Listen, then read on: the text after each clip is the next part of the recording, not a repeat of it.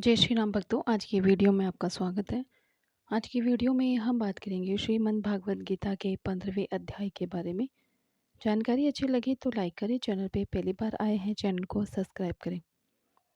भगवान श्री कृष्ण बोले कि हे अर्जुन, आदि पुरुष परमेश्वर रूप मूल वाले और ब्रह्मा रूप मुख्य शाखा वाली जिस संसार रूप पीपल के वृक्ष को अविनाशी कहते हैं तथा जिसके वेद पत्ते कहे गए हैं, उस संसार रूप वृक्ष को जो पुरुष मूल सहित तत्व से जानता है, वह वेद के तात्पर्य को जानने वाला है। हे अर्जुन, उस संसार की वृक्ष के तीनों गुण रूप जल के द्वारा बढ़ी हुई एवं विषयक भोग रूप कोपलों वाली देव, मनुष्य और त्रियक आदि योनि रूप शाखाएं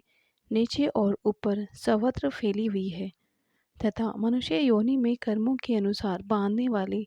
अहमता, ममता, वासना रूप जड़ें नीचे और ऊपर सभी लोकों में व्याप्त हो रही है। परंतु इस संसार वृक्ष का स्वरूप जैसा कहा है, वैसा यहाँ विचार काल में नहीं पाया जाता है, क्योंकि न तो इसका आदि है और न अंत है तथा न अच्छी प्रकार से स्थिति ही है। इसलिए इस अहमता, ममता और वासना रूप अति दृढ़ मूलों वाले संसार रूप पीपल के वृक्ष को दृढ़ वैराग्य रूप शस्त्र द्वारा काट कर उसके उपरांत उस परम पद रूप परमेश्वर को अच्छी प्रकार खोजना चाहिए कि जिसमें गए हुए पुरुष फिर पीछे संसार में नहीं आते और जिस परमेश्वर से यह पुरातन संसार वृक्ष की पर्वती विस्तार को प्राप्त हुई है, उसे ही आदि पुरुष नारायण के शरण में हूँ। इस प्रकार दृढ़ निश्चय करके नष्ट हो गया मान और मोह जिनका तथा जीत लिया है आसक्ति रूप दोष जिन्हें और परमात्मा के स्वरूप में है निरंतर स्थिति जिनकी तथा अच्छी प्रकार से नष्ट हो गई है कामना जिनकी, ऐसे वे सुख दुख नामक द्वंद्वों से विमुक्त हुए ज्ञानी जन उस अविनाशी परम पद को प्राप्त होते हैं। उस स्वयं प्रकाश में परम पद को न सूर्य प्रकाशित कर सकता है, न चंद्रमा और न ही अग्नि प्रकाशित कर सकती है तथा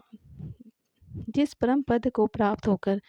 मनुष्य पीछे संसार में नहीं आते, वही मेरा परम धाम है। हे अर्जुन, इस देह में यह जीवात्मा मेरा ही सनातन अंश है और वही इन त्रिगुणमयी माया में स्थित हुई मन सहित पांचों इंद्रियों को आकर्षण करता है। कैसे कि वायु के गंध से स्थान से गंध को जैसे ग्रहण करके ले जाता है, वैसे ही देहादियों को स्वामी जीवात्मा भी जिस पहले शरीर को त्यागता है, उसे इन मन सहित इंद्रियों को ग्रहण करके फिर जिस शरीर को प्राप्त होता है उसमें जाता है। उस शरीर में स्थित हुआ यह जीवात्मा श्रोत्र, चक्षु, त्वचा तथा रसना, घ्राण और मन को आश्रय करके अर्थात इन सब के सहारे से ही विषयों को सेवन करता है, परंतु शरीर छोड़कर जाते हुए तथा शरीर में स्थित हुए को तथा विषयों को भोगते हुए को तथा तीनों गुणों से युक्त हुए को भी अज्ञानी जन नहीं जानते। केवल ज्ञान रूप नेत्रों वाले ज्ञानी जन ही तत्व से जानते हैं, क्योंकि योगी जन भी अपने हृदय में स्थित हुए इस आत्मा को यत्न करते हुए ही तत्व से जानते हैं और जिन्होंने अपने अंतःकरण को शुद्ध नहीं किया है, ऐसे अज्ञानी जन तो यत्न करते हुए भी इस आत्मा को नहीं जानते। हे अर्जुन, जो तेज सूर्य में स्थित हुआ संपूर्ण जगत को प्रकाशित करता है तथा जो तेज चंद्रमा में स्थित है और जो तेज अग्नि में स्थित है, उसको तू मेरा ही तेज जान। और मैं ही पृथ्वी में प्रवेश करके अपनी शक्ति से सब भूतों को धारण करता हूँ और